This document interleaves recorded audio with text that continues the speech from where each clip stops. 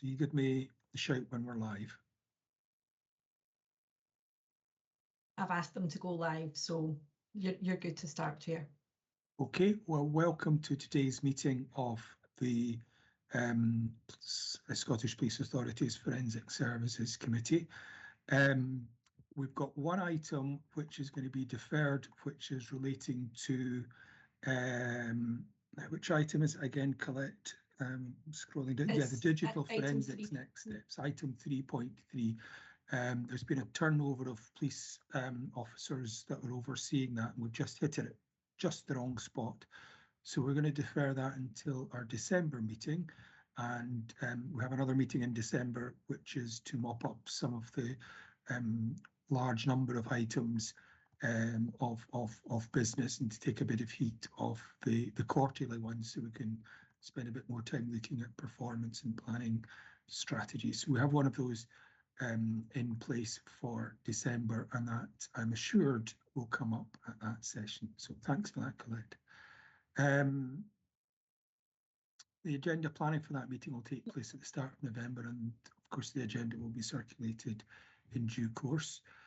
We're joined by Brian Johnson from HMICS, and Brian is the lead inspector at HMICS, and he's involved with conducting the drug driving toxicology review that HMICS are doing. We're also joined by Chief Digital Information Officer Andrew Henry, but I think he's got a couple of meetings that are clashing, so he'll be dipping in and out. So if you're with us at the moment, Andrew, welcome. If not, well, we'll welcome you. You managed to make it. Chief Superintendent Stevie Dolan is now an apology, and following the decision to defer 3.3 till December, then I think his replacement will be coming along at that stage. Anything else to add? Yeah. Chair, sorry to interrupt. Jane Ryder's got a comment. Jane, yes, do come in. Sorry. Yes, not at all. I've got my Teams minimised so I can see my notes, and it doesn't show the hands going up. So Jane, do you want to come in at that point in the digital toxicology? It was indeed on the deferral of 3.3, which I mean, I just wanted to flag up that when this was last reported to us in February, with Police Scotland, and bearing in mind the function, the activity is actually with Police Scotland, we are simply advising, as it were, from the accreditation perspective. But the accreditation was due for September of this year. So when it comes to us, I just would like some understanding of the timeline, and if there were to be any reprioritization, what the rationale for that would be in the face of the demand. And also, just to say, because it relates to a couple of other topics in the agenda, it is an extraordinarily complex regulatory landscape now, with the activity which is going on with the various codes of practice, voluntary and statutory. So just something somewhere, somehow, that brings all these together, and we see the relationship between the regulator in England, the biometrics code of practice up here, which comes into force in November. So perhaps actually if Fiona Douglas can talk a little bit about that in her director's report, or the subsequent item, or I'm sure it will come up again. It needs to come up again in December. Yeah, we'll certainly have a longer discussion about that, but I think it's important you plant the flag, for want of a better description, and set down a marker. Fiona. Just on that point, Jane, there is an intention to report on the introduction of the Biometrics Commissioner's Code of Practice in the November Authority meeting, and there will be an update from both the Forensic Services and Police Scotland position in relation to that Code of Practice at the November Authority meeting, as well as a clear, more detailed briefing that I can prepare for the next Forensic Services Committee meeting in December. Great, thanks for that. Okay, we've got apologies from ACC Malcolm Graham, but he's going to be represented by Beck Smith. Now, I understand also that Beck Smith's got other operational things she's having to step in and out for. So hopefully she'll be able to be in attendance for the item agendas, items that are relating to her.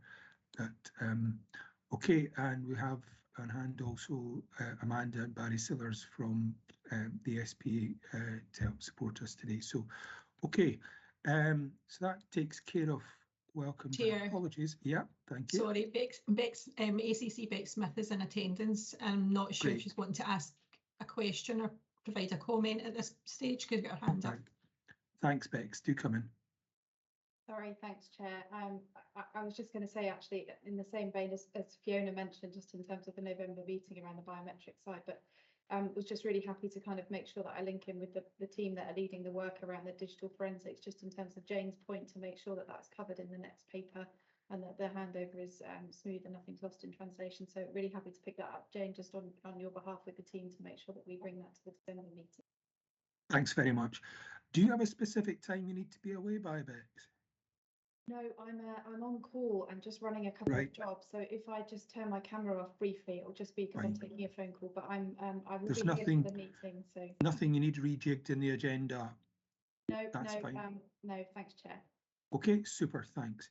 Okay, moving on then. Do you have any declarations of interest from any of the committee members? No, super. That moves us then on to the minutes of the meeting of the 8th of August.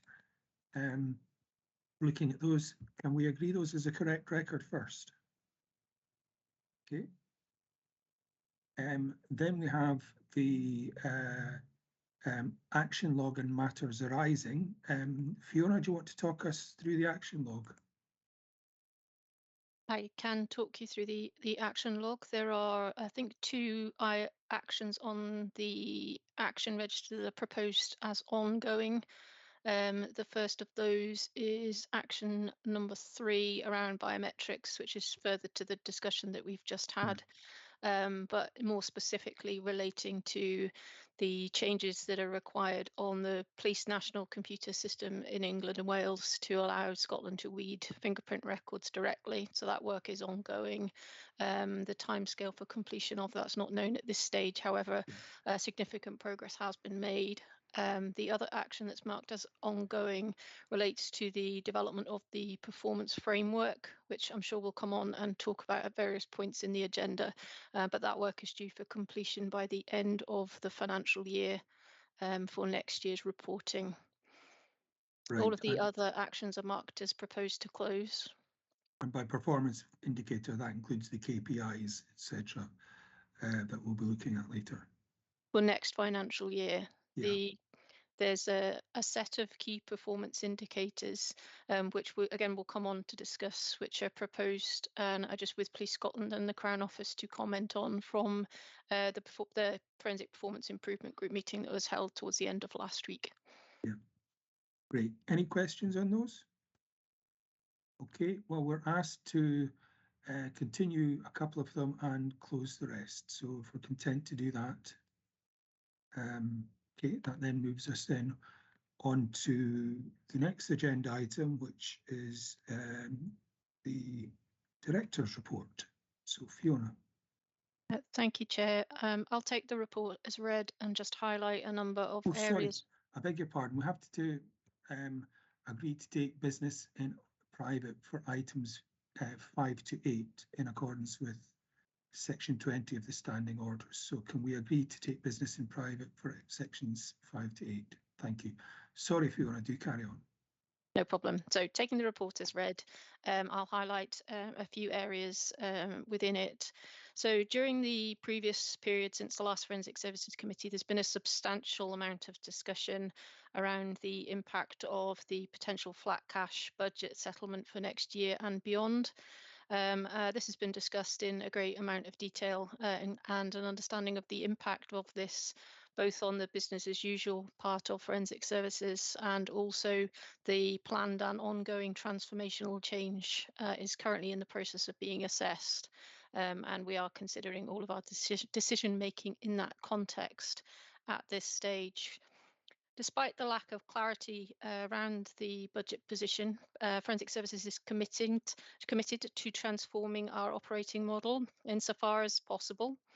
However, it's clear that without the previously agreed investment, that many of the benefits that were set out in the full business case for the new operating model for forensic services will not be realised in the foreseeable future.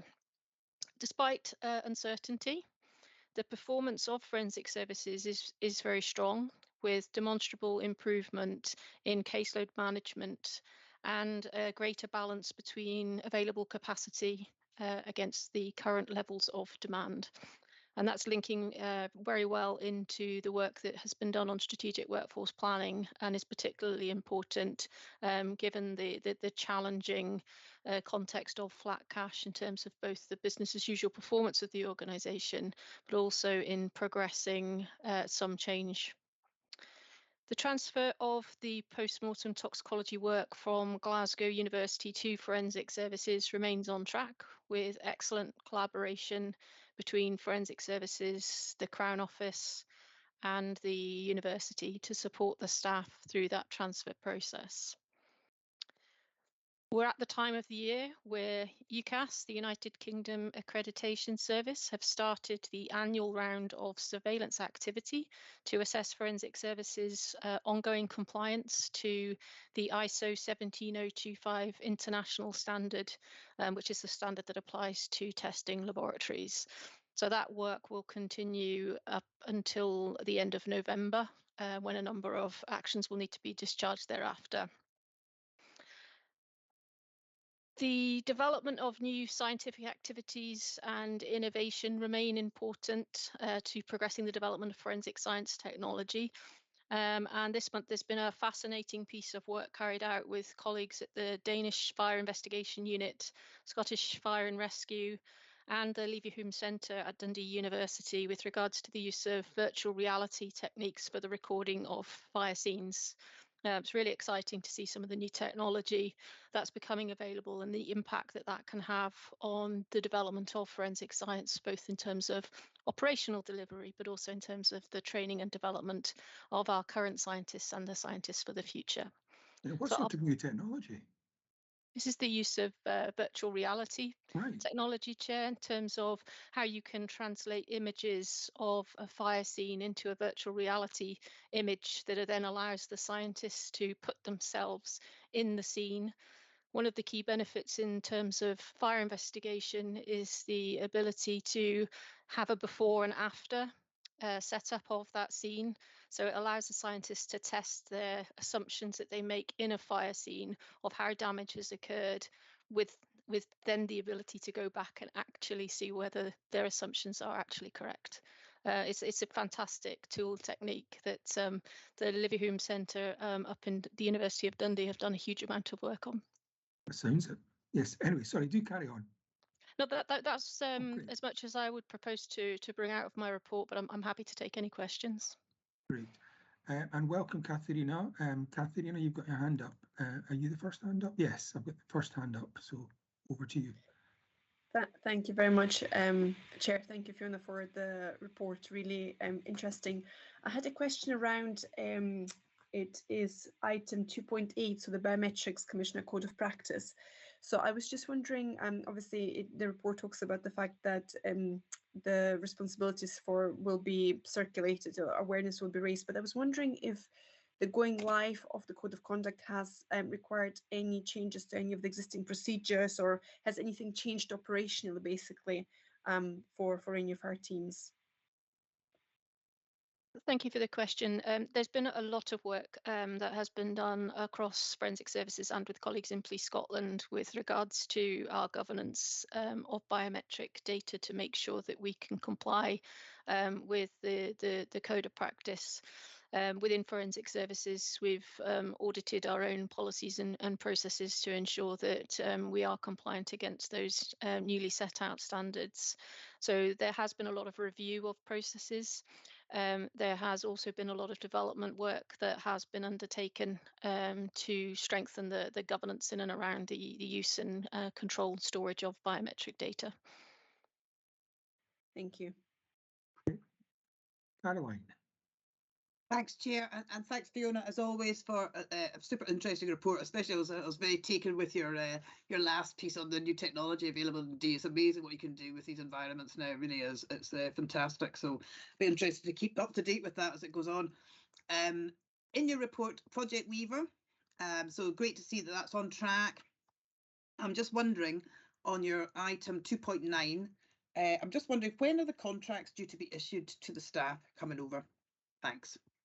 Thanks for that. And I think it's worth noting, this will be the last committee meeting before the transfer takes place, if I'm not mistaken. Yep.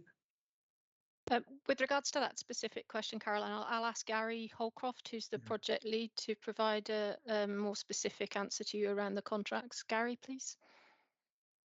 Yes, the university are just about to start the consultation, the group consultation later this week, and then individual consultation. And then obviously contracts will be issued after that. All the work's been done, so everything's going smoothly, and there's no obvious issues that anybody's been any concerns about in terms of that. So all's on track to issue those contracts as soon as that consultation is done. And we've got a meeting with the university and a JNCC subgroup meeting on Wednesday this week, and we'll go through all that as well there. So. Okay, so you're expecting the next couple of weeks then? Yeah. Yeah. Perfect. Thank you. It's all on track, Caroline, and any issues that have been identified have been fully discussed with the various trade unions involved. So there aren't any difficult issues there that are left to be resolved. So it should just be working the way through the consultation process. Yeah, I think my only kind of and it's just because I've got so many experience of doing lots of these, and an employee's not an employee till they've signed the contract. Yep.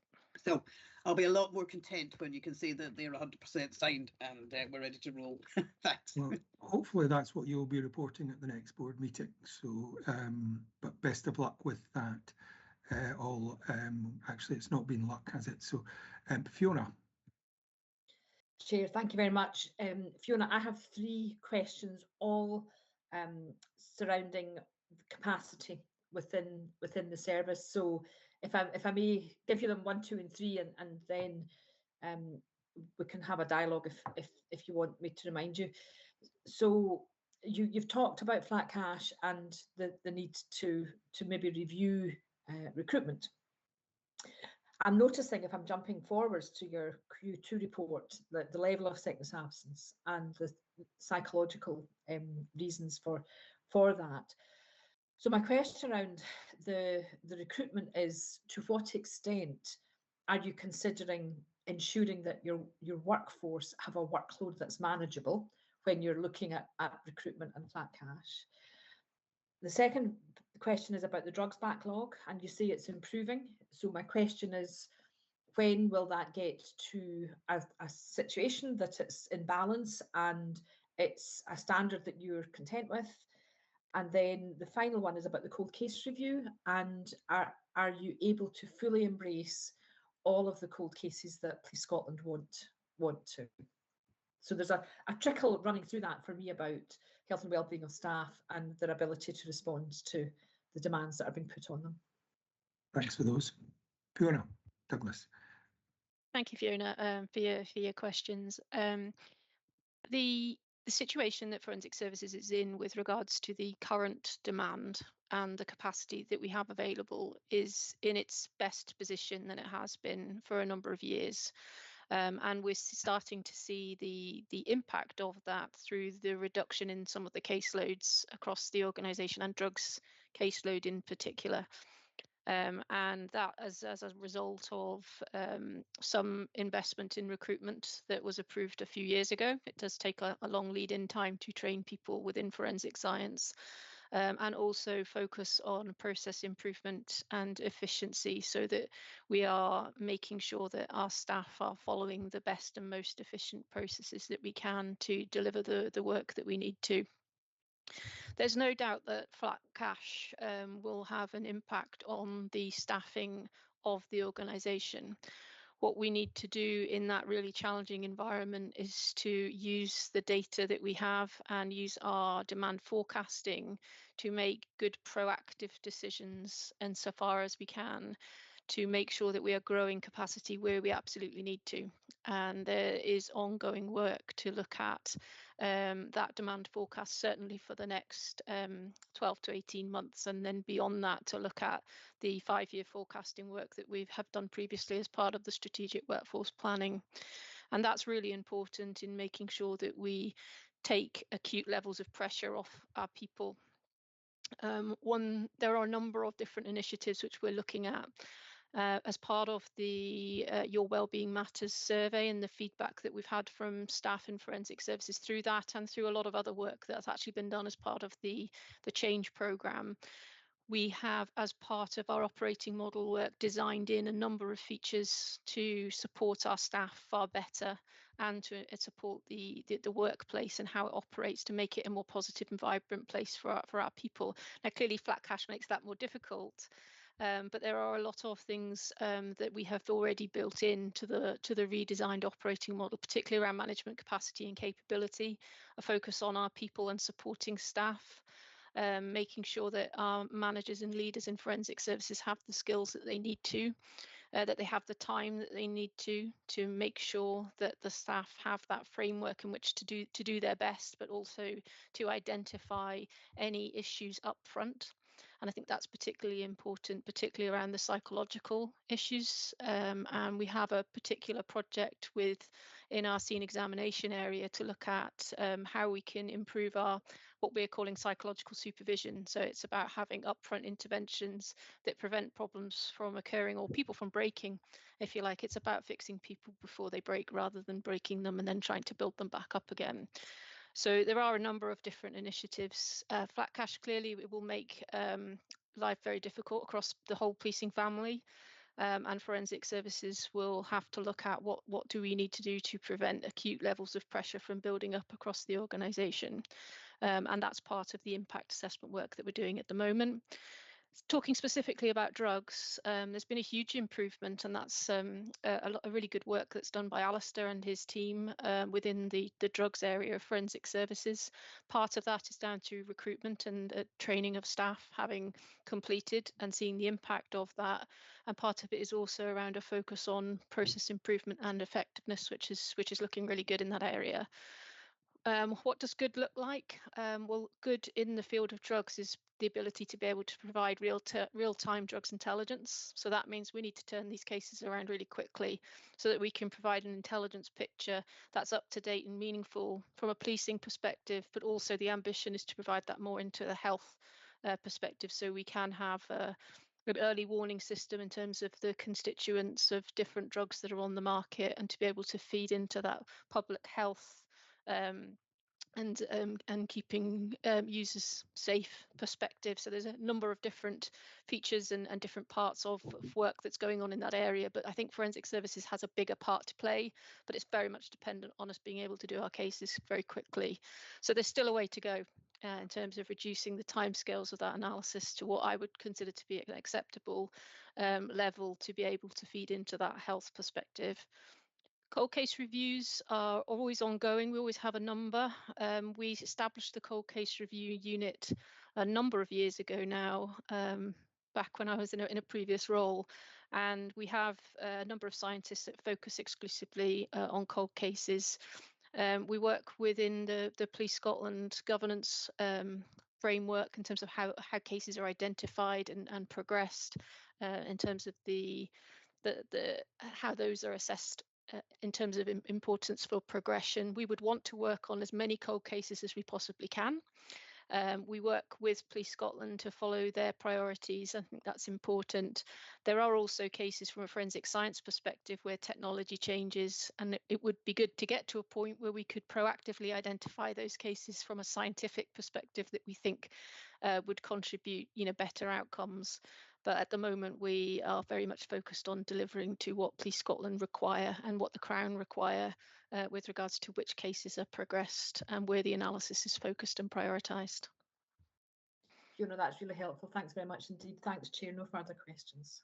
Thanks for that, both Fionas. Can I just come back on a couple of things? Firstly, it's on drugs, and I'm conscious that this meeting is being broadcast and people that are tuning in might not necessarily understand precisely when you say drugs what we're looking at there. This is different from the toxicology for drug drivers. So that's a separate heading. So what are the drugs that we're looking at in this instance that there's been such an improvement in performance on? Yeah, so the main difference between drugs and toxicology is what we would refer to as drugs is identification of substances. Yeah. What we would refer to as toxicology is identification of substances within body fluids. So after ingestion into a body, then we're looking at the toxicology results. And then drugs looks at a substance that's been recovered, such as a plant or a tablet, and the identification of that. Great. No, that's really helpful. It's for the benefit of people tuning in. The other question I've got is regarding the cold case reviews. I'm curious what the criteria for going back and doing cold case reviews for. How far do you go back? At what point? And it's maybe not you at Police Scotland, but I'm interested to learn a bit more about this. Because obviously some people will say, well, what's the point in doing a case that's 60, 70 years old? But of course, there's people needing closure, there's relatives alive. Bex, I mean, you've got your hand up. For example, is it if there's still a relative alive or what? So I'm interested in hearing just a bit more about this as an ignorant person. No, it's a really good question. And actually, although obviously it would be great to be able to look at cases where we have probably a better chance of identifying an offender or prosecuting someone, we tend to make decisions based on a lot of different reasons, not just that specific one. And Fiona quite rightly highlights the fact that often advances in forensics is a reason to re-examine the case. But I chair a homicide governance group alongside Crown, and Forensic Services are present at that, and we discuss our cold cases in terms of which ones we feel would be appropriate to open, but also we also consider kind of ongoing cases that we have at the moment that are reactive, and the numbers of staff that we have working on those, the capacity, and we also take into account views of family members, anything that might be a repeat incident, or essentially there isn't really one rule that we would use. It's really is kind of a group discussion in terms of how we can deal most appropriately with the resources that we've got in terms of bringing someone to justice for a murder. You'll have seen the recent Rennie McRae case, and obviously the work that went into that was quite substantial, but absolutely the right and proper thing to do in terms of bringing someone to justice for that. So I would like to say there is no bar to that, genuinely. It's just a case of making the right decisions at the time in terms of what we have and what else is on the go, as it were. And it's a really joint decision-making process, and we review every month in terms of where we're at. So it's an ongoing process. Thanks for that. I'm being told that you can hear me, but you can't see me. I'm frozen. Am I still frozen? Yes, you are. Right. Oh well, we'll just soldier on and until it kicks me out or I come back. So anyway, thanks very much for that, Bex. I'm trying to see if I've got any other questions on this. If you just bear with me, I need to scroll down my notes.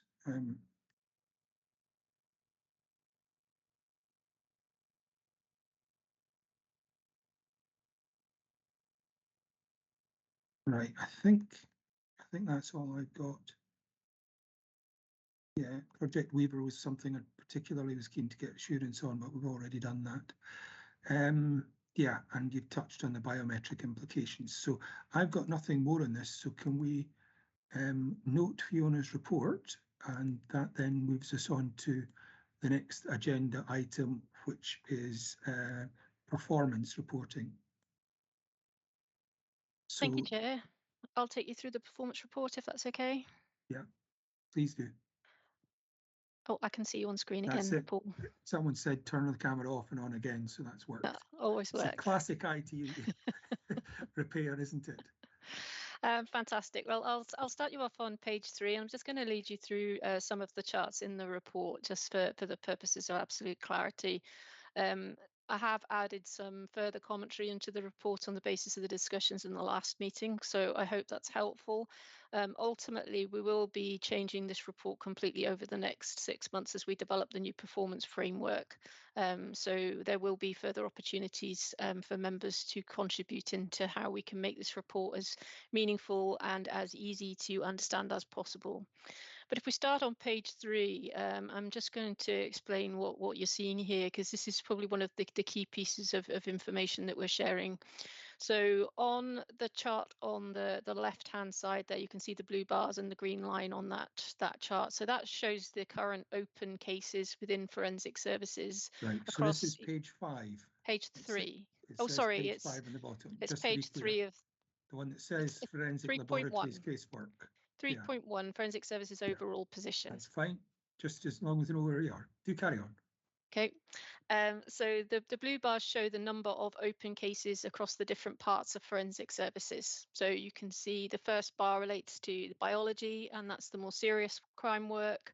The second bar is biology, the volume crime unit, which is the DNA cases where we're looking for a DNA profile to load against the Scottish DNA database. Then we have our chemistry section, our drugs section, firearms, fingerprints, imaging, mark enhancement, and then toxicology, which is the large blue bar on the right hand of that chart. And you can see the average age of the cases that are within that open caseload. Across to the right hand side there, you can see the blue bars in the two charts. The blue bar relates to the Crown, so that's the work that we receive from the Crown Office, and the orange bar relates to the work that we receive from Police Scotland, so that's the investigative work. So the top chart shows the demand over the previous period, and the bottom chart shows the output again. So we've got that trend that we can see in terms of cases that are being opened and cases that are being closed, and then on the left we can see those that are in progress. Across all areas of forensic services, we have seen a decrease in the age of the caseload, with the exception of fingerprints, where there's a slight increase.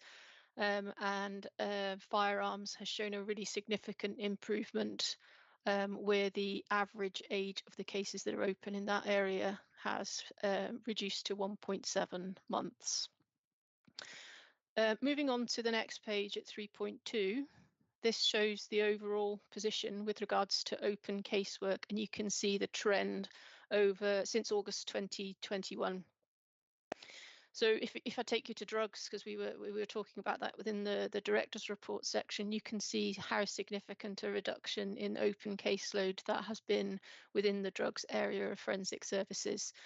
Again, within mark enhancement, which is the second block on the left there, again, you can see a really significant improvement, as you will also be able to see in fingerprints.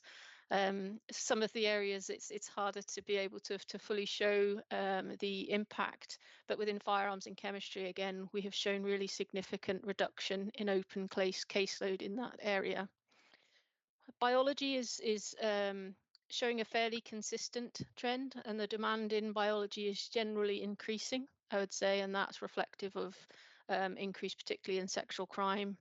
And those cases are coming into that area, and no doubt we'll come on and talk a little bit more about that shortly. But overall, from a caseload perspective, there's been a really positive improvement across all areas of forensic services, perhaps with the exception of toxicology, which we have talked about and will talk about further, and biology, where it's more static.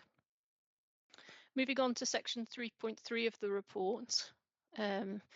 This shows the capacity. It doesn't take into account many things within the capacity, but the overall capacity of each particular area within forensic services and the demand over the previous quarter.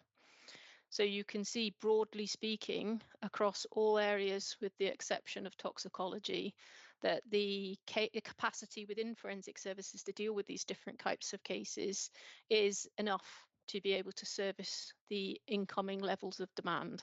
And that's a really important position for forensic services, and one that many of the long-standing members of the Forensic Services Committee will know that we discussed at length around the previous imbalance that had resulted in some of those caseloads increasing over the previous years, and then causing some delays in terms of the cases being reported.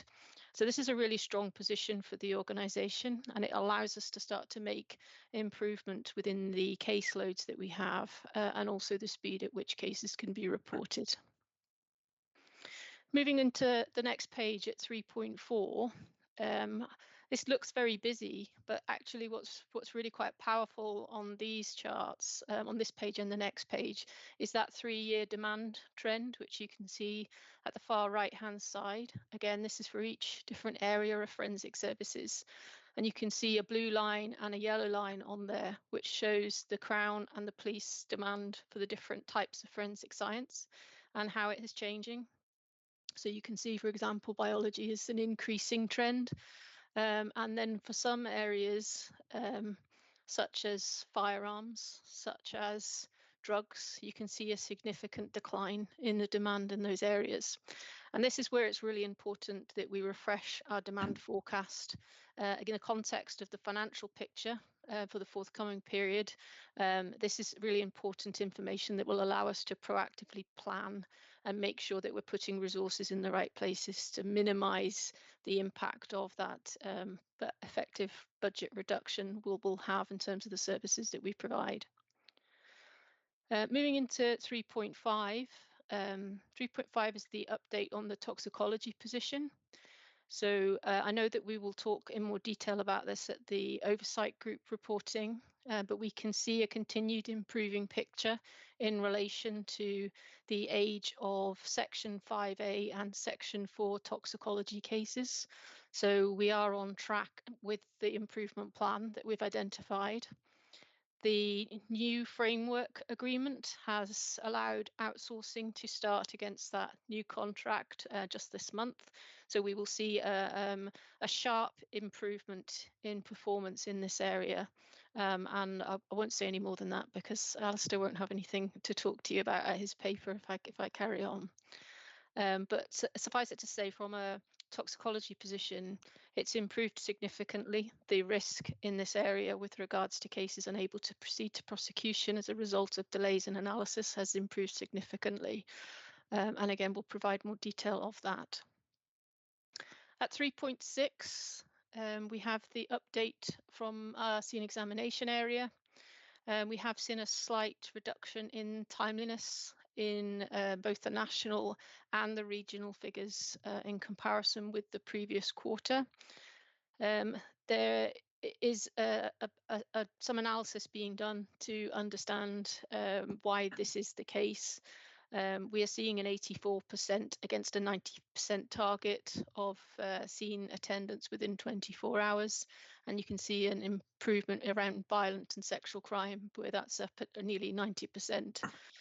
Evidence recovery rates wise, the disparity between the East and the other regions is, we believe, primarily down to the different distribution of scenes attended and different types of crime, which does have an impact on the likelihood of obtaining forensic evidence. That's a difficult area to get the right balance in terms of what the target should be around evidence recovery. And there's work being done within scene examination to understand what good looks like in terms of recovery rates, as well as benchmarking that against other organisations. Moving into 3.7, this is the summary page in relation to our accreditation and our management system within forensic services. I referred to the start of the UCAS surveillance assessments. And we've had the first one of those in our Aberdeen laboratory, and we are currently in the second of those in our Dundee laboratory. There's a number of new assessors from UCAS, and we're working with them to help them with the training of some of their new staff. We have a piece of work around quality improvement, which is ongoing and has seen some really significant improvements across forensic services. Within the last period, we've had 2 complaints received, 2 negative feedback, and 10 instances of positive feedback into forensic services, all of which are being managed through the forensic services management system. Additionally, our our customer survey has been distributed and completed, and we're in the process of analysing those results. And again, I would hope that we can report the results of that survey back to the December meeting of the Forensic Services Committee. With regards to the level of sickness absence across forensic services at section 4, you can see that our sickness absence is running around about 5 to 6%. It's in line with Police Scotland and with wider staff absence rates. However, it's still an area that we are looking at, and we are sharpening up our internal management of sickness-related absence. We have a subgroup on attendance management as part of our people board within forensic services, and there's a number of areas where we're looking at how we can provide greater support for staff with a view to targeting particular types of absence, so that we can hope to make a positive improvement in relation to reasons for long-term sickness absence within forensic services. I will pause there and I will open up to any questions. Okay, Jane.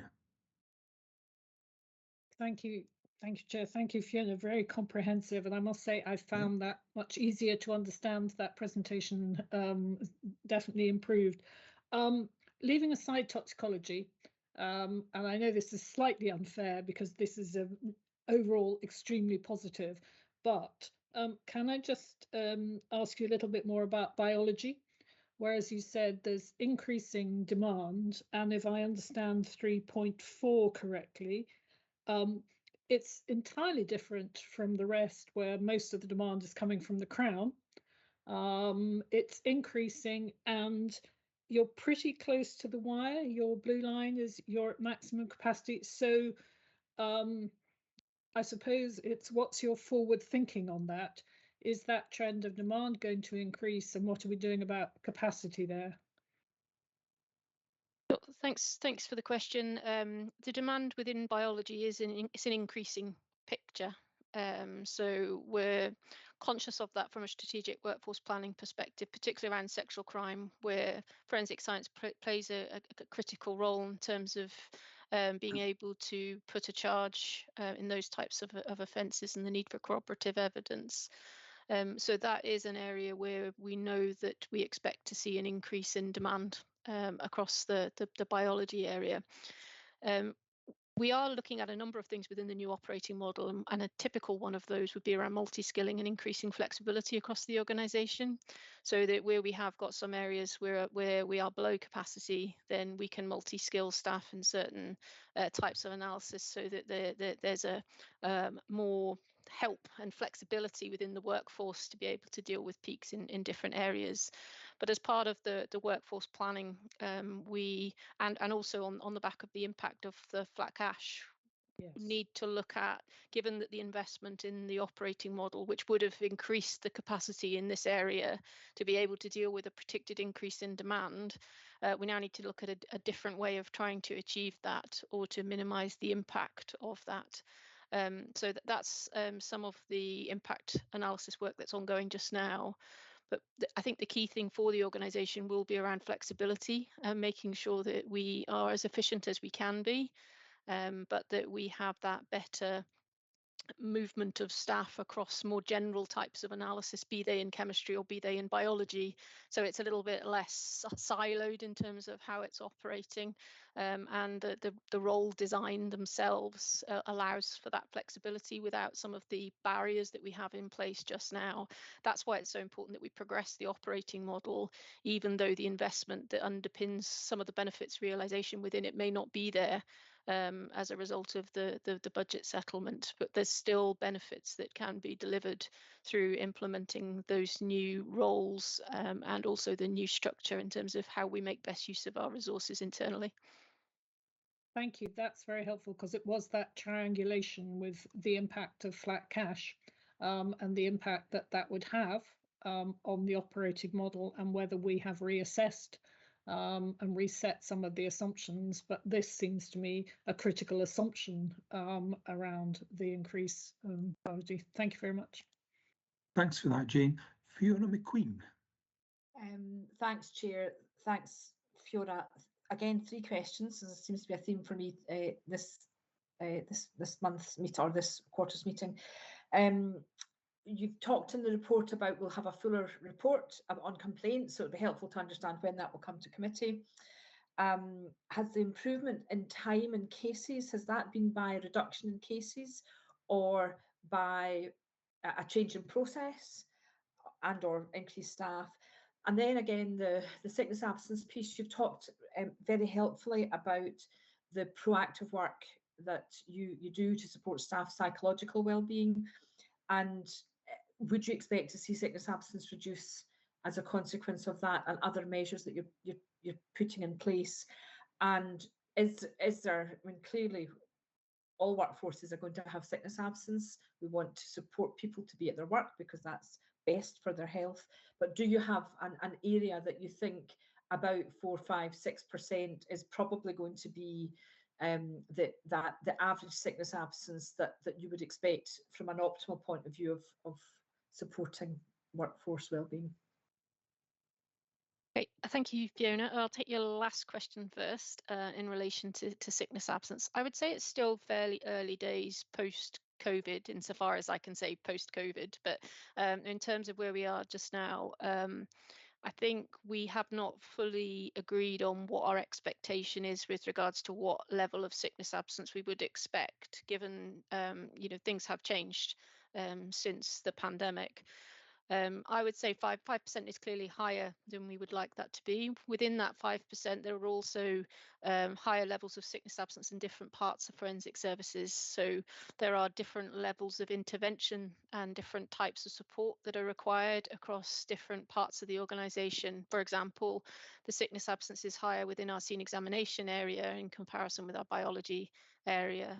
So the key part of the role of the attendance management subgroup is to dig into those statistics, identify trends, and more importantly, actions, so that we're making sure we're supporting people back into work.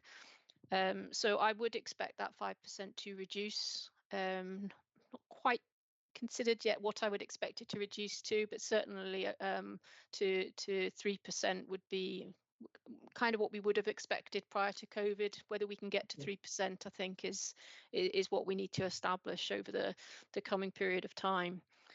With regards to complaints, yes, we will include those within the performance framework, and I think that's a good discussion that I'd like to have with members of the committee in terms of how do we weave that into the performance framework so that we've got greater visibility across the committee of complaints that are received. The improvement in the caseload within forensic services is a mixed bag, really, between increasing capacity that was injected just over 2.5 years ago now as part of the first phase when the Forensic 2026 strategy was agreed. So we're starting to see the benefits of that, particularly in drugs and particularly in biology, which were the 2 areas of escalation which have been of concern for several years, with the capacity and the demand being so out of balance in both of those areas. So that really has had an impact, but there has also been greater focus on process improvement, which is really paying dividends, particularly, I would say, in drugs, particularly in firearms, where there has been a real substantial focus on the process. Within biology, it is a more difficult area. That's a very complex cases. There's a large volume of cases. There has been a significant investment in capacity within biology, and I think we need to focus on what is the next phase of investment. When I say investment, I mean internal investment within biology to look at how can we support that area of forensic services given the anticipated crime trends, and how do we use our strategic workforce plan to help us make good decisions in our people board about where we recruit and replace resources given the financial constraints which we're working within. Chair, Fiona, thank you. Chair, thank you very much indeed. And I guess there's maybe also something in terms of sickness absence about, I don't know if you have an ageing workforce or not, but it would be interesting to have that explored too. Thank you. Great, thanks for those, Fiona. Caroline. Thanks, Chair, and thanks, Fiona. I found your narrative going through this report very helpful indeed, and answered quite a lot of my questions. So thank you for that. It's a very in-depth report actually, and it was really on two of the graphs, which I think going forward, given our probable resource and constrained environment, 3.4 and 3.5 on sort of capacity, lab capacity, and also demand and output. I think these kind of charts are going to be key for me going forward as we start to plan in that sort of new resource constrained environment. And I think something that could make it a bit richer, so it's a bit of maybe a request, is if we could sort of map people onto that. So the people in each department, it gives us an idea of the resources per kind of unit that are working there, and also the cost to serve in each of these areas. Because part of this, you know, when you're resizing something, is understanding how much each thing costs, where are your people deployed against that demand sort of forecast, and also our capacity. So I don't know whether that's possible or if it's easy, but I just think it would enrich the whole sort of capacity, especially for you guys when you're sort of starting to plan this stuff. It would be very useful. Thanks. Thank you, Caroline. I completely agree. And one of the things which I'm keen to do as part of the discussions that we have in the December committee is to bring a forecast of the demand, a forecast capacity, and for us to have a collective understanding of where there's risk with regards to capacity imbalance. There is so much information that I can provide for that. Some of the information that you're looking for, particularly around costs of each type of cases, work that will take a bit longer to do, and is definitely on the plan to look at that. We had done some initial work around costs for the toxicology casework, just as part of the recent improvement planning work, and we need to expand that out across the whole organisation so that we've got that clarity, and mapping the establishment and the people that we have across each of those different areas is reasonably straightforward to do. So I would hope for the December meeting we'll have a first cut of at least what the demand forecast looks like against the capacity that we have, and when we expect to see some improvement with the impact of the flexible model that we're introducing, but also an understanding of what we're not going to achieve as a result of the flat cash. So one of the things which we're working on just now is to take out the benefits that were anticipated out of the strategic workforce plan, because we will not achieve those in a flat cash budget settlement scenario. Yeah, and I think that that's welcome news, because, you know, the harsh reality is flat cash means we need to be starting articulating what we're not going to do going forward, and how are we going to prioritise within that envelope. So I think that's all kind of goodness, but I think that sort of cost and people profile would really help you in terms of enriching that picture. Thanks. Yeah, it also means we're going to have to be absolutely on top of performance, and so getting the most up to date and the best performance measures going forward is going to become even more critical when cash is extremely tight. But that's what the performance framework discussion is going to be all about. And, was this, you've got your hand up again, Jane, where you wanted to come in specifically on that point? And I'll just double check with Katharina, you're not wanting to come in specifically that point first, because you've got your hand up first. I'll come to you in a second then, Katharina, but I'll just get you in, Jane, for a last word in this.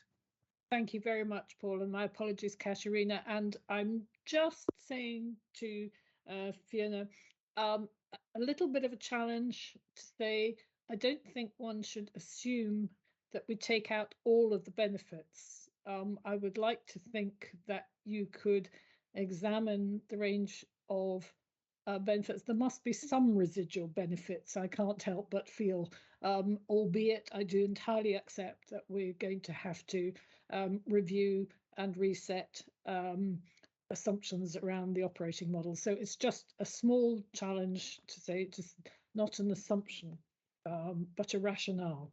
Thank you. Grand, thanks for that. Can I just respond to that really quickly, Please. Chair? So I agree, Jane, it's not all benefits. It's particularly the capacity growth that was the investment part of the strategic workforce plan that is set out within the full business case. We know that we're not going to be able to achieve that within the timescales set out in the business case. And that's inbuilt into the workforce plan. So it's those elements, but certainly the flexibility, the role design, the change in the management roles, all of those things that I've already talked about, absolutely we'll see the benefits of that. Super, thanks for that. Katharina. Sorry, yeah, no, thank you very much for the report. And actually, my colleagues have already touched on some of the questions that I've had. Just to kind of to further Fiona's point around so caseload. When I was reading the report, I was looking at the reduction in caseload, and I'm not sure if it's possibly just a kind of personal quirk of mine, but when I was looking at that, I was thinking, oh well, you know, we're talking about increasing the capacity and a reduction in caseload, but actually it's an increase in productivity rather than just led by a reduction in demand. So, and I think once you get into the body of the report, you see the graphs and you understand that yes, no, demand has remained. It's just we are better now at pushing the cases through. But I think, you know, at least in the summary, when you look at, oh, well, we've seen a reduction in caseload, well, does it mean you've got less work to do, basically? No, that's not the case. It's just we're better turning it around and the timeliness increases. So I think it probably undersells a little bit some of the improvements that have been achieved. And the other kind of point that I was wondering is, I was looking at the scene examination data. And so as far as I can see, we don't necessarily have trends for that, you know, and again, I was thinking, well, this is obviously something that is, the demand to some degree is unpredictable. I mean, it depends on the levels of crime and the requirement for somebody to be at a scene. So, but it would be interesting to see if there are any kind of trends that kind of, you know, show us there's either more crime scenes to attend or less crime scenes to attend. And again, this is probably because I'm a relatively new member of the committee, but I would be really interested to understand the prioritization process that sits around, you know, we've got 5 competing crime scenes. How does this work? You know, at some future stage, I would really appreciate that, because again, that feeds into capacity and demand and prioritization. What are we doing? What are we stopping? So I really appreciate some more detail on that in the future. Yes, Katharina, we can provide the trending information into the scene examination data for the next report. That's not a problem. That's data that we look at internally. The question around the demand for scene examination and the triage and prioritization is a really insightful question, and we are progressing forward with the tasking unit, which is a better way of us tasking our scene examiners, and that could be something that we can provide a more full report on current and future practice and what benefits we still expect to see in that area. It may not be for the December meeting, but certainly can provide a further deeper dive into how we prioritise scene attendances and also what the demand is looking like in that area. Thank you. Okay, I've got a few questions, so if you bear with me, I'll start with, on 2.2, there's a reference to fingerprint caseloads falling by a third compared to last year. What's the story behind that? Why such a substantial fall in that? That's primarily in relation to improvements in prioritisation and efficiency within the team. It's not an area where we've had a significant increase in capacity. But Alistair, maybe I'll ask you to jump in and provide some information around chemistry. Thanks very much. Thanks, Fiona. Thanks, Chair. Yes, in terms of chemistry, firearms and drugs, we set up improvement working groups in each of the areas to look at specific aspects. And in terms of improvements, so we're trying to reduce the amount of waste, if I can call it that, in terms of the process, and to try and standardise as far as possible. So as far as we can, we're trying to simplify the process, eliminate waste, combine aspects where possible, automate if possible, and think about relocating specific activities to other areas if appropriate. So we've tried to focus the activities on looking at improvements there, carrying out process mapping where possible, and stripping out the aspects of the process that aren't required. Well, that's great. The thing though I was interested in though is the third fall in fingerprints. Is there something that's happened that, you know, has led to this? Is there just less demand from Police Scotland on this? Sorry, which fingerprints? It's 2.2. 2.2. Fingerprints has seen caseloads fall by a third compared to last year. Yeah, I think it's a combination of things, Chair. Certainly, demand does fluctuate depending on what's happening in other teams, for example. And I know the operations manager and team managers in there have been focusing heavily on the process improvement activities and how the work's going through. So I would say it's a combination of things in that particular instance. Okay. The next question I've got is also on 2.2, which is the 30% fewer scientists in the crime campus unit in biology for various reasons. But how many is 30%? Helen, would you like to answer the question? Yes, thank you, Chair. Thank you, Fiona. At the precise moment in time, what we're counting there is maternities and secondments. So we are looking at around about eight people. That's the 30% is 8, so it's 8 out of 24. So okay, so that's quite a significant chunk of staff we're having to backfill for, I'm assuming. Well, sorry, Helen, I'll just jump in. I think okay. it's one of the challenges, Paul, is that we can't really backfill maternity-related absences because it takes a long time to train a forensic scientist. Yeah. So unless we were, as part of succession planning activity, to have more people than we require, absolutely, in that area, based on assumption of a level of maternity-related absence, it's difficult to mitigate the impact of that. Right.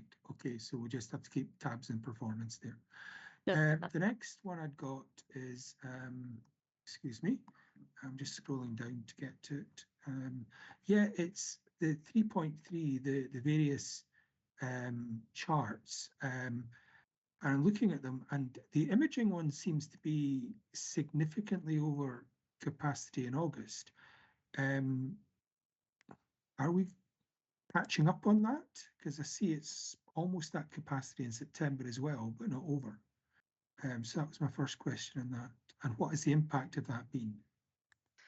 I think the overall demand around imaging, it peaked in that particular month. If I take you to 3.4 and then down to the specific table that looks at imaging, on the left-hand side of that, you can see the demand, and on the right-hand side, you can see the output.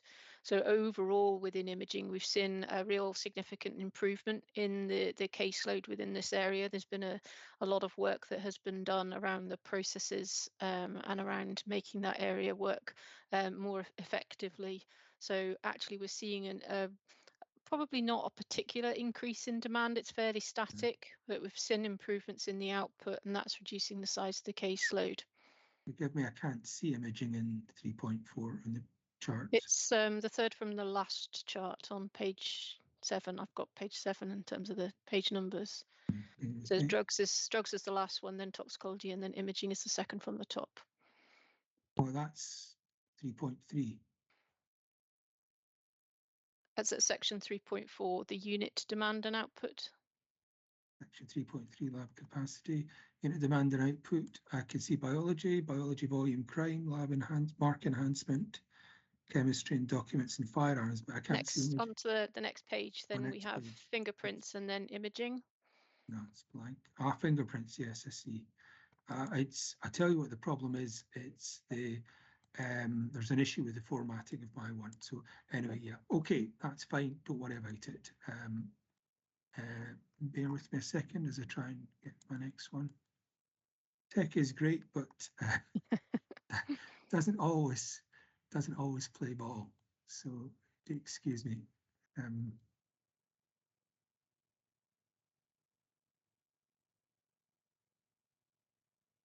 Well, I think that might be it in terms of the questions I've got.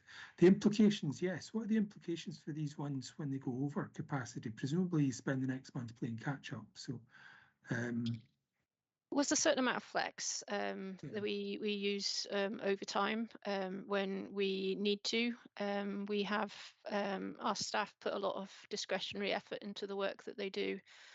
So we have a very committed and hardworking workforce in forensic services managing peaks of demand at regular points. So it's managed and it's the sustained high levels of demand which are the real issue, rather than a month here and there, such as we've seen in toxicology. And we see the impact of having that significant imbalance between capacity and demand in that area. It's really pleasing, though, certainly from my point of view, that we have now, I think, pending any future significant increases in demand, got quite a good balance between capacity and demand. And that is quite a milestone for forensic services, given where we have been for the last several years. Yeah. Now, with demand, obviously, if demand is down in one area, it doesn't necessarily mean the staff can be then superimposed into another area, because they may be completely different technical disciplines.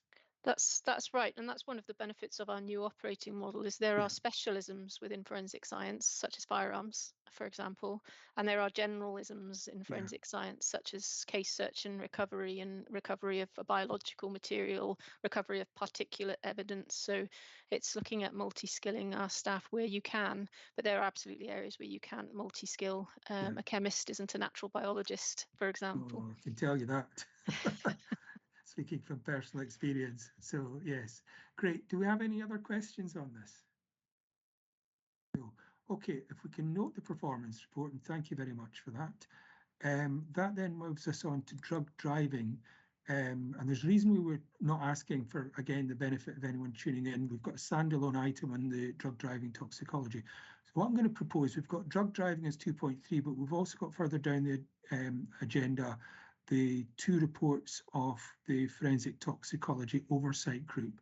So perhaps if we take all 3 of those together, that might be quite a helpful grouping and a focus on the agenda at this point. So Fiona, do you want to lead off on this? I'll ask Alistair to present the happy paper. With that. Thank you, Chair. Alistair, over to you.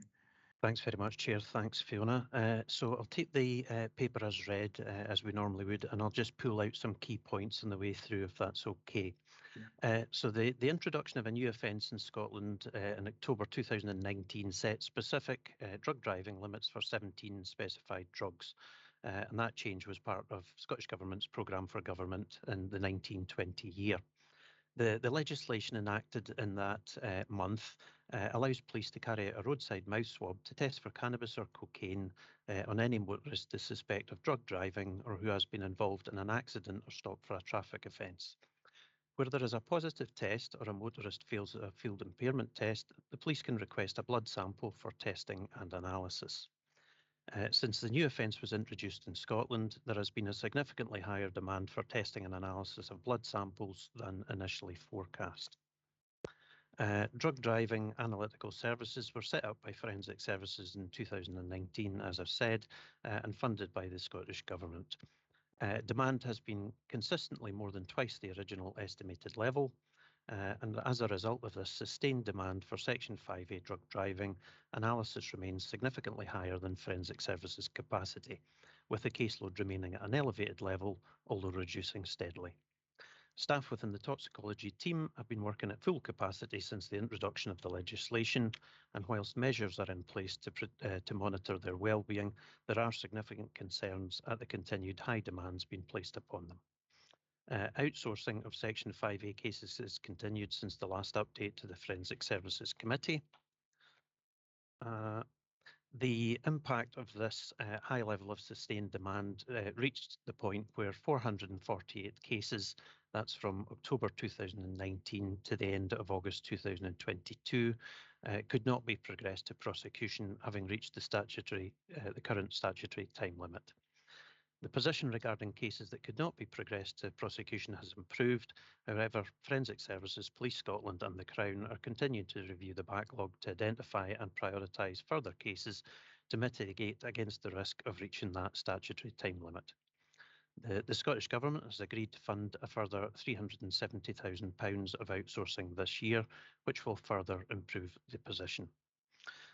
The Forensic Services Operating Model project makes provision for an increase in capacity for toxicology services.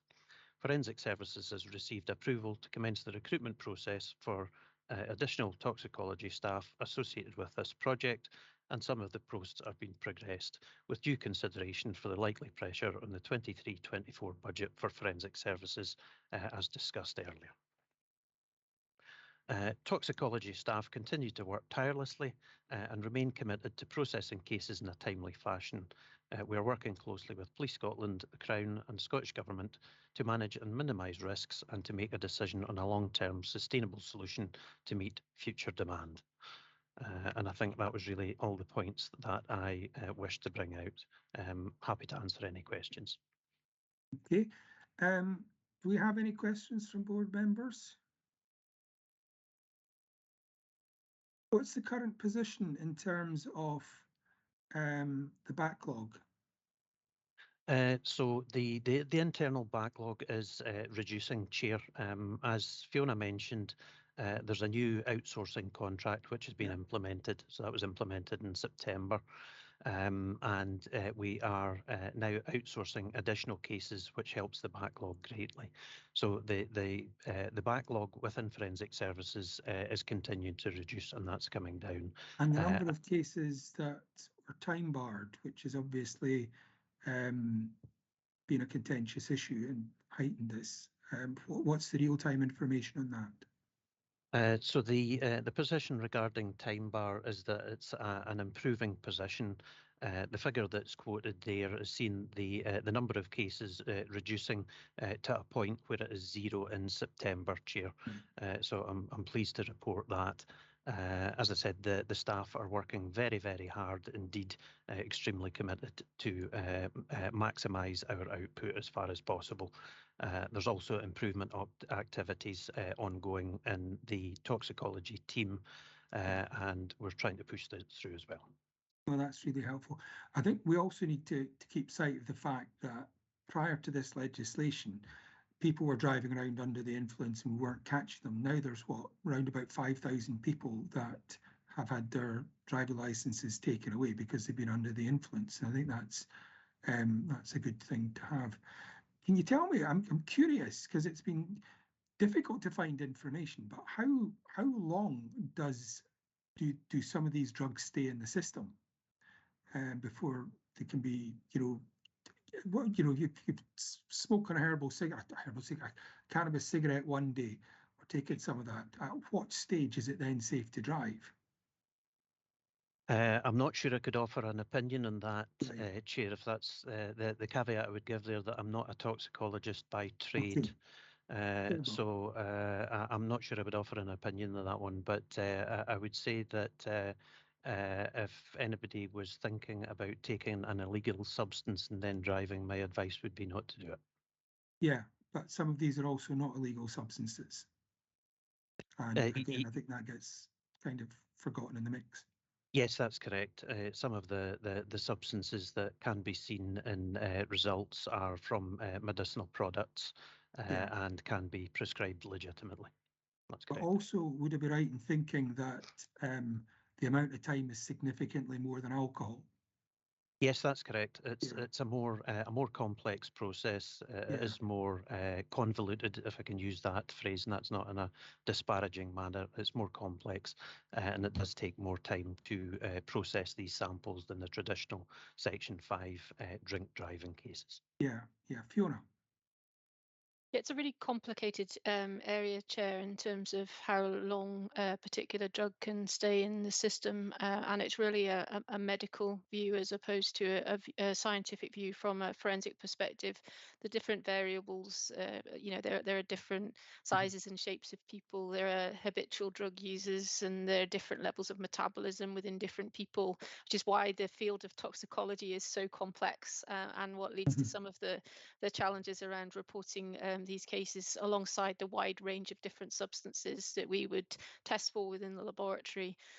So really, in terms of how long someone is impaired is a medical judgment as opposed to a scientific one. Right, because it's clearly there are a significant number of people out there using these. Whether you approve of them being illegal or not is another situation. But I don't think, I've come across people in public life that have a wide variation of views on the subject of drug legalisation, but not a single person think it's a good idea to hand a set of car keys to someone that's under the influence. And that's kind of where I'm coming from. At what stage does someone cease to be under the influence? So if I go out and have a few drinks at half a night I know not to drive the next day until, you know, several hours later, not that I have a car anymore. But for someone, and it seems to be more and more common, people are taking drugs, at what point is it safe for them to drive? And that's kind of where I'm coming from. And it'd be quite good to get some public health information on this if it were possible. Anyway, maybe not for this committee, but Jane. Yeah.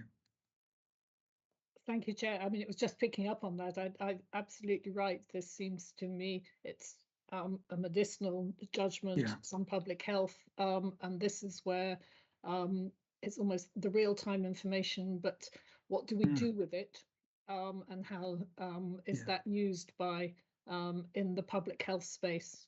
So that is in effect a value of the service, not just in its prosecution, but in prevention.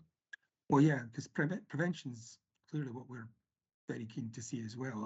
I would love to see that number of cases come down for all the right reasons. But okay, do we have any other questions on this particular? Bex, please do come in. Thanks, Chair. I was just going to say, actually, we had a discussion around, I suppose, the public health approach, just in terms of making drug driving unacceptable, as it is in terms of drink driving, seatbelt campaigns, you know, and kind of, I suppose that would be a really great way to try and combat some of these numbers that we're seeing at the moment, is to make it socially unacceptable so people don't do it in the first place. Absolutely.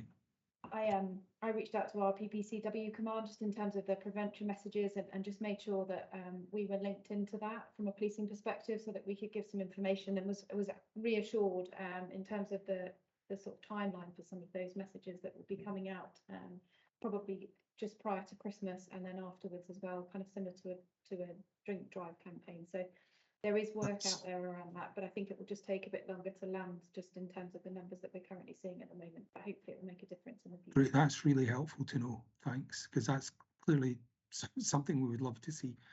So, okay, so that's the main report. If we've got no other questions on that, we also have the two toxicology oversight group reports that have been circulated. One of them has already been up to the board before it came here, and that's kind of not in the right order. So we'll make sure we get that in the right order going forward.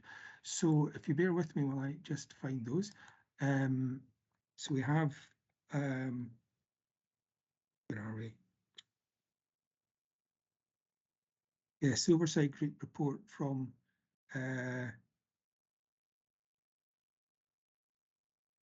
24th of October. This is the 24th of October, I beg your pardon. Yeah, the 7th of September is the first one. And then we also have one from the 6th of October, so reports are circulated. Do you have any questions on those? Okay, can we note those then, and note the improved picture on the backlog, and the zero figure of time bar cases is very good news. And also the prediction, are we still on track to try and get the amount of time down to 3 months, Fiona? We are, so we expect to see the caseload reduce to very few cases actually by the end of February. So we would expect to see cases reported within 3 months leading up to that point in time. And then further discussions around what outsourcing requirement there will be for the next financial year, on the back of a further update on what we expect the demand forecast to be for next financial year as well. But lots of good work still ongoing within the Operation Silver Improvement Group in relation to continuing our focus on the end-to-end system and making improvements in that area. Great, thanks for that. Jane? Yes, it was just in that space. And finally, can HMICS confirm that we're on track, and indeed, do we have an anticipated date for publication? That report? Yeah. Brian, are you able to assist? Yeah, thanks, Chair. And yes, Jane, we're currently on track in relation to, we've just entered the interviewing and fieldwork stage of our review. We've actually had a request from a number of people actually to put their initial dates back. So we were hoping by mid-November to be completed the fieldwork stage. However, that's now been extended to the end of November. So in relation to on track, we'll do the best we can. But that couple of weeks takes us up into the start of December, and thereafter we'll evaluate what information we have. We've also requested further documentation and other reports which we need to read over as well. But we've started this phase. It's been really good. We've spoken to some key people already. It's been really helpful, to be honest. So we've got some good focus groups with frontline staff from both police and forensic services coming up. So we're looking forward to these because you get the true picture coming through as well, and just to marry up with in relation to, for example, what Fiona's been saying about the well-being, etc. So we're making progress. It is good. However, unfortunately, we've had to extend the period of interviews, but that's we find that in most work. And so just remind me what the anticipated date for the report was, if indeed we had one. Yeah, well, these are always fluid, but we're working towards a January, February deadline stage, which was always the original plan. So hopefully the 2 weeks extension to the field work won't eat in too much to that. It also depends on what we uncover as we push along. We do have an associate inspector who's a researcher who's doing a bit of work in relation to benchmarking elsewhere across the UK. And also doing a bit of research. He's an academic, so really interested to see what his findings are, mainly in relation to the education and prevention side that you've just touched upon there just now. So, so again, be interesting to see what comes back in relation to that as well. So, I don't anticipate moving out the January to February timeframe unless there's some obvious change between now and then. Thank you. Thanks. Thanks for that, Brian. Okay, I'm going to then move us on to item 2.4, which is the finance report. Thank you, Chair. So I'll provide a brief summary, taking an assumption that the report's been read. So this is the period 5 report. The quarter 2 report will be available for the December committee meeting. So on this report, you'll see that the quarter 1 net expenditure forecast is broadly in line with the budget at 40.8 million, though pay costs are expected to be lower than budget due to higher vacancies, and although this is offset by a 0.5 million increase in non-pay related costs. Of that, 0.4 million of the non-pay increase relates to the additional drugs driving outsourcing, which the Scottish Government has agreed to fund as an addition to the budget. The actual spend at the end of period 5 is in line with the quarter 1 forecast for staff, with a 300k underspend in non-pay, which is largely around timing of expenditure. From a capital perspective, capital is in line with budget as usual. The majority of the spend is expected in quarter 3 and quarter 4 in this area. However, we are on track to spend the capital budget allocation, and there is close monitoring of lead and delivery times for purchases as part of an ongoing exercise. From a reform perspective, there's 0.9 million of reform budget allocated to forensic services in support of the delivery of the transformational change projects, and year-to-date spend is in line with that budget from a reform perspective. So happy to take any questions. Thanks for that. Do we have any questions on this? No, not picking up any, and of course we're all just hunkering down waiting to see what the budget's going to be. So, right, we don't seem to have any. Right, if we can note this item then. And now we've been here for about an hour and a half, and I've probably got another hour and a half to go. Would now be a good time to have a very short comfort break for people? Could I suggest maybe 5 minutes, and we'll come back in 5 minutes. So if you pop your cameras off, and then we'll hopefully canter through the rest.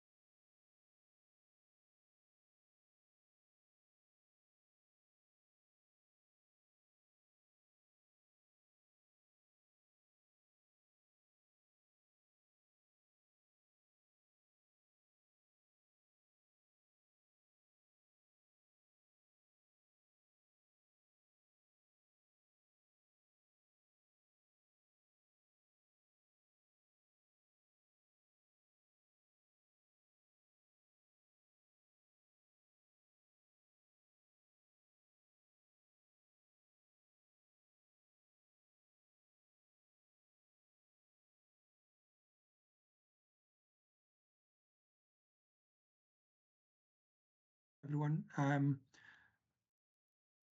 If we move on to agenda 3.1, agenda item 3.1, which is Forensic Services Change Programme. So again, Fiona, do you want to give us the update on that? I'll ask Joanne Tierney, our Head of Change and Development, to provide Welcome, the update, Joanne. Chair. Thanks. Thank you, Chair. Thank you, Fiona. I will progress on the assumption that the paper has been read and just pull out some of the key highlights. The overall change programme is committed to supporting our forensic services strategy of delivering excellence in forensic science for safe and resilient Scotland. We are focusing on the change programme projects that are currently ongoing at the moment, which are the new operating model project, access to laboratory services, deployment of scene examination, core operating system replacement, and data migration and governance, and also Project Weaver, which is the transition of post-mortem toxicology from the University of Glasgow to forensic services. The change agenda also seeks to harness ongoing scientific and business improvement change within the business, again to underpin the delivery of our forensic services strategy. The overall programme status remains at amber, and summary of progress since the last Forensic Services Committee. The final outcomes of our extensive consultation process were presented to the JNCC on the 25th of August, which were well received and no issues were raised. So we have concluded the consultation process and are now moving on to the implementation stage of our operating model project, which we are doing trying to adopt a phased approach to that in light of the current financial climate and based on scenario planning as what will be achievable and what may not be achievable within the original timeframes. The access to laboratory project remains green. We have been working closely with our colleagues in the Crown Office on a new submissions process for requests for evidential reporting, and that is being finalised and is sitting with Crown for final approval. The core operating system project and the data migration and governance projects are at initial business case design at present, with a view to being presented to the Forensic Committee at the December meeting. So that work is ongoing in those areas, and the scene deployment project remains on track, progressing well, with a view to establishing our new national model of scene resource deployment across the country. Great, thanks very much for that. Do we have any questions on this? Jane. I think my question is, in the sense we're touching on this throughout, but bringing 2 business cases to us in December for elements of this change programme when almost certainly we're not going to be able to progress with all of the elements of the change programme that we had anticipated. I'm just wondering about the timing as much as the content, and how whether we need to be thinking about some rephasing of some of the elements that we have been looking at hitherto. I think. I'll take that, Joanne, please. and respond to Jane. So I think I totally understand that position. These 2 projects have quite large risks associated with them. So I think it is important that we keep keep progressing the initial business case, bearing in mind that it will inform a piece of work that needs to be done to look at the full business case, accepting that in the current financial climate, finding investment around any of this is going to be difficult. However, there are substantial risks that we are managing, and I think there is value in progressing this work at this stage for both of these particular areas from different perspectives. One more around governance of and compliance with data legislation, and the other in terms of the impact on forensic services of our core case management system and what its length of life is, and at some point we're going to need to look to replace that. The options that are within that business case, I think, need to take into account the difficult and challenging financial climate that we're operating within in terms of the level of ambition that is within these areas. However, there is risk that needs to be managed in both of them.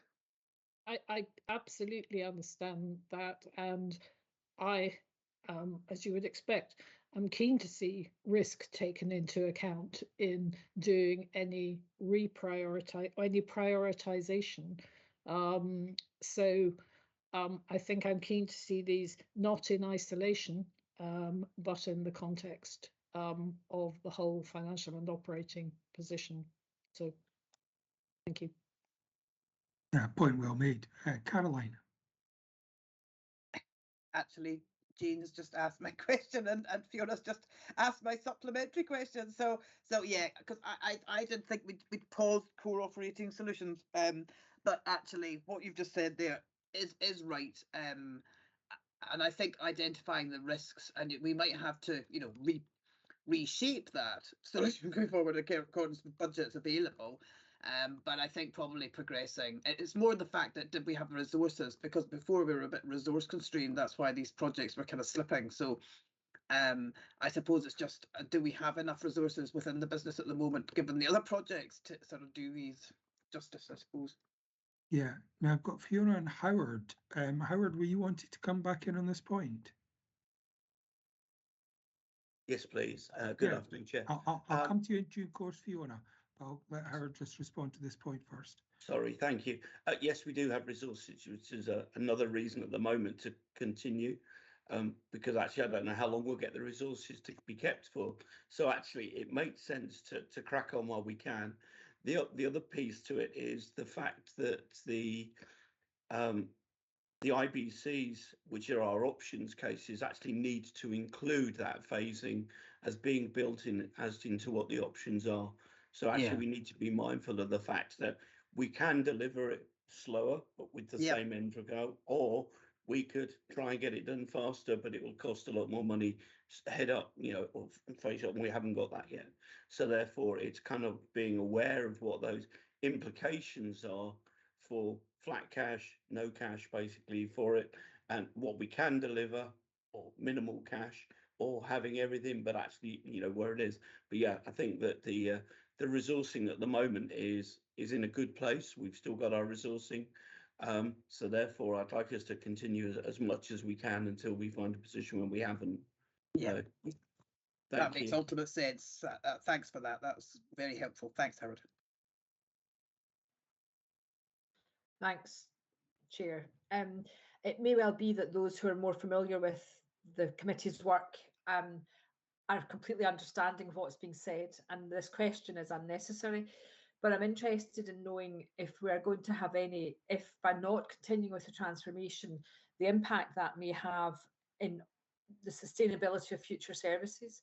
So do we have IT systems or other systems that will become incompatible with providing a service, and will services fall over if we don't do it, or will it become an increasing burden because we'll have to put workarounds in it? So I'm interested in the essential nature, not just good business reason or productivity, but actually will there come a time when the systems that we have will be obsolete?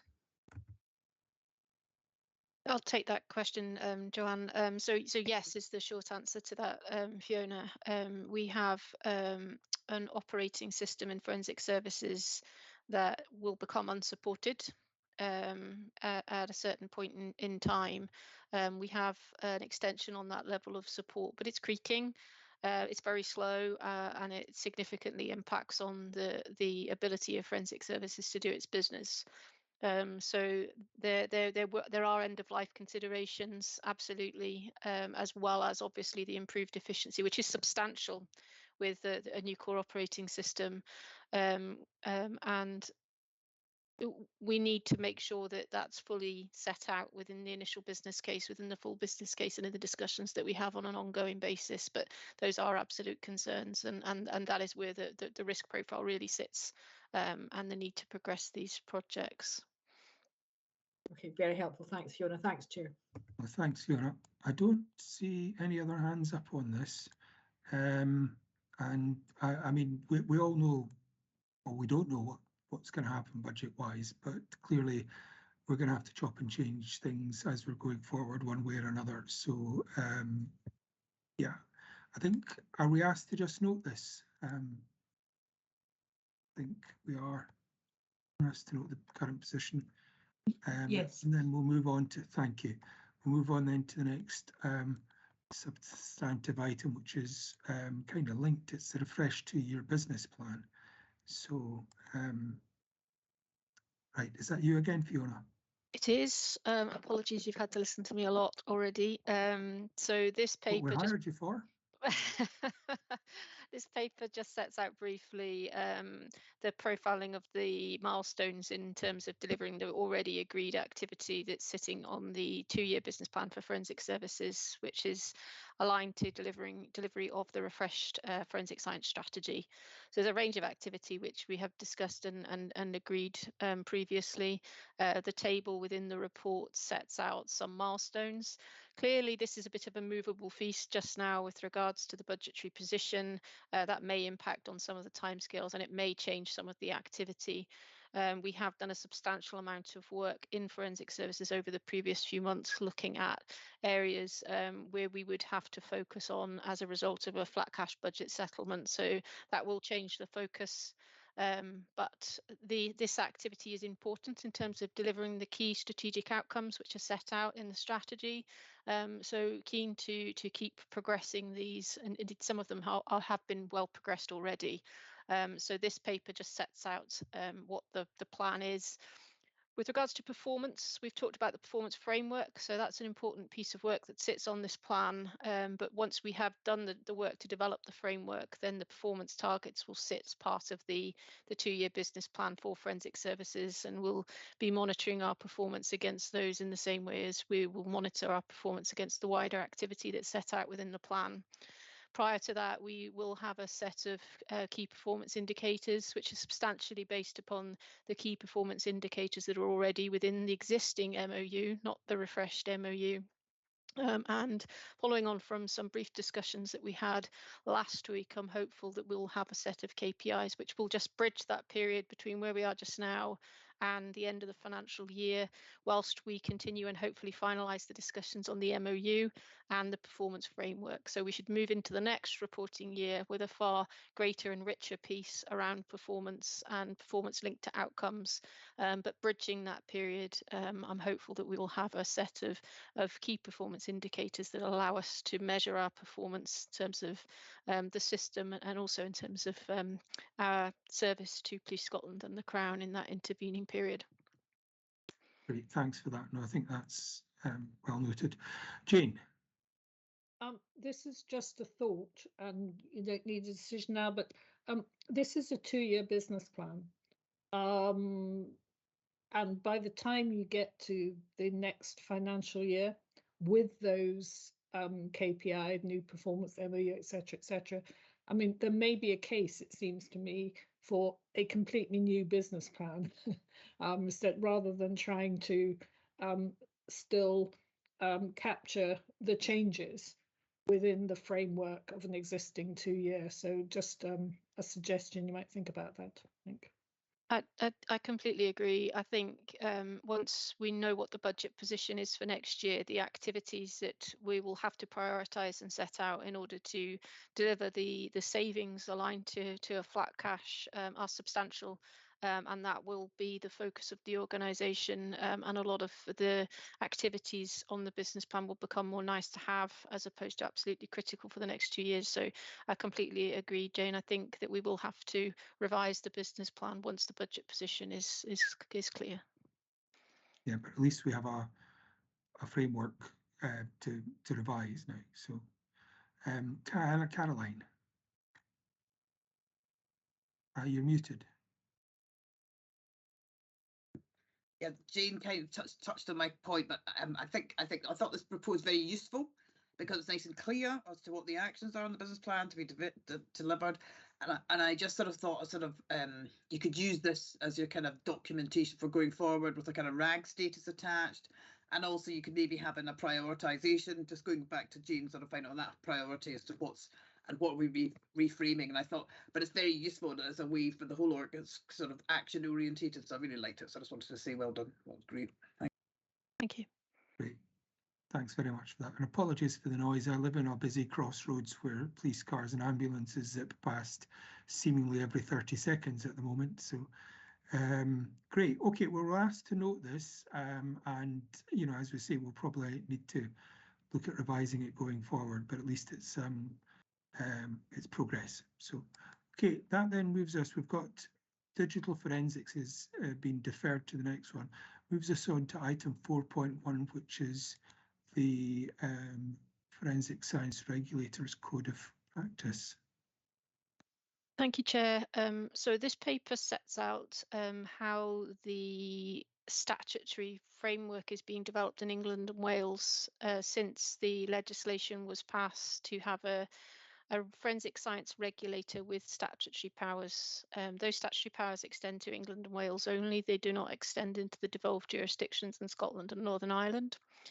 So work has been ongoing since the new forensic science regulator was appointed, and the code of practice for the forensic science activities, which the regulator will have oversight of, is currently out for consultation. So it's a wide-ranging code of practice that it replaces a range of existing guidance documents that have been in place for a number of years, which Forensic Services has been involved in developing over that period. So we've had a good contribution into those. However, the new code of practice will be laid before Parliament, and it will then be subject to the regulator's statutory powers. There is a proposed plan to allocate a 2-year timeframe for compliance for police forces and forensic providers in England and Wales to comply with that code of practice. So what does this mean for Scotland? Well, the Code of Practice in its first version will not apply in Scotland or in Northern Ireland. We have previously, with all of the codes of practice, had an agreement to voluntarily comply to the Code of Practice unless there was a particular legislative reason why we could not. And that to some extent will continue to be the case, although we have not been involved in the development of the new code of practice. However, we will be part of responding to the consultation. There is an opportunity in a second or a third version of the code of practice for us to have an appendix of that code that applies to Scotland and or to Northern Ireland, depending on their position, that will set out the areas of which we are compliant and the areas of which we cannot comply because of the different legislative system that we have here. So that will happen in time, and we can consider that approach once the code of practice is finalised. We will do a gap analysis, and we will see the areas where we can comply and can't comply, and that will, I think, determine our approach in this area. Albeit there is no will to move away from complying with the code of practice where we can. There are some risks that are set out in the paper with regards to England and Wales progressing with a different setup than they have had previously, and the divergence then between England and Wales and then Scotland and Northern Ireland. I don't anticipate those to be big risks. And there are a number of areas where we will continue, but we'll have continued conversations with the forensic science regulator, particularly around areas where they offer some independent investigative support in the rare instances where we've had to call on an independent scientific advice. Thankfully, that is it does not happen or is not required on a very frequent basis at all. So there is a change in England and Wales with regards to the regulation of forensic science. The new forensic science regulator will have statutory powers to enforce compliance with those standards, which is a huge change within the field of forensic science. As I said, there will be a 2-year period where police forces and forensic providers will need to get into a position where they are compliant with those codes of practice. The other point worth noting is that the new code of practice stretches outside of forensic services, and it does cover other areas such as some of the work in forensic medical examination suites, taking of toxicology samples, for example, as well as digital forensics and the traditional forensic science which we do within forensic services. So it's an important development in England and Wales, which we're watching and working closely together with colleagues to make sure that we don't diverge. However, there is I guess a risk really around perception of having a different framework in England and Wales in comparison with the devolved jurisdictions. And the purpose of this paper is really to set that out to the Forensic Services Committee for information. Happy to take any questions. Great, thanks for that. What circumstances would we not want to comply? There will be areas where, from a legislative perspective, we have a different legal system in Scotland, and therefore we won't be able to comply. Okay, I'm going to take Fiona and then Jane. Thanks, Chair. Thanks, Fiona. That was really interesting. And again, I probably should or would maybe know this if I'd been a member of the committee for a bit longer. Why does it not apply? So I'm surprised that regulation has been put in England and Wales and not in Scotland. Is that because it's devolved? Yes. So are we, I'm sorry if I have missed that, so are we looking to see that progressed in Scotland then? I mean, that's a political decision. I know that when the Scottish Biometrics Commissioner role was discussed prior to being put in place, there was discussion around having a broader forensic science regulator role or having the Biometrics Commissioner role, and clearly the Biometrics Commissioner role was chosen for progression. So the legislation that establishes the forensic science regulator in England and Wales is not, it's England and Wales legislation, so it's not for application in here. It would require a change in the law to apply here. Okay, so it's probably more an offline briefing. I'll need to help me better understand that, but that's great. Thanks, Fiona. Thanks, Chair. Yeah, I mean, it's interesting because Wales is obviously devolved as well, but I'm still pitched in, or is the Welsh criminal justice system the same as in England? Excuse my ignorance here. I don't feel like I'm the best person to advise on the legislative difference between Wales and Scotland. Anyway. You need a clever lawyer to do that. Jane Ryder. Well, it's just, this goes back to the point I was making earlier about the complexity of the landscape, both in terms of activity and in terms of regulation, in terms of what's voluntary, what's enforcement. And I know you say there may be reputational implications if forensic science is seen as different to that in England and Wales, but it already is. And so I think one is about content, as it were, about activity, but the other is about the means of enforcement. And I think, in fact, you've just highlighted that in Scotland we have chosen to prioritise, as it were, the Biometrics Commissioner in a way, whereas in England they might be going down this. So a briefing that brings these together would be exceptionally helpful, I think. Thank you. Great, thanks. I've no questions myself on this, so we're asked to note this. If we can note this, and then that moves us on to the Forensic Services Committee work plan. Is there anything we want added to that? Any comment on that? No, I think we're also asked just to note that as well. That then moves us into the private session. So if we can just pause as we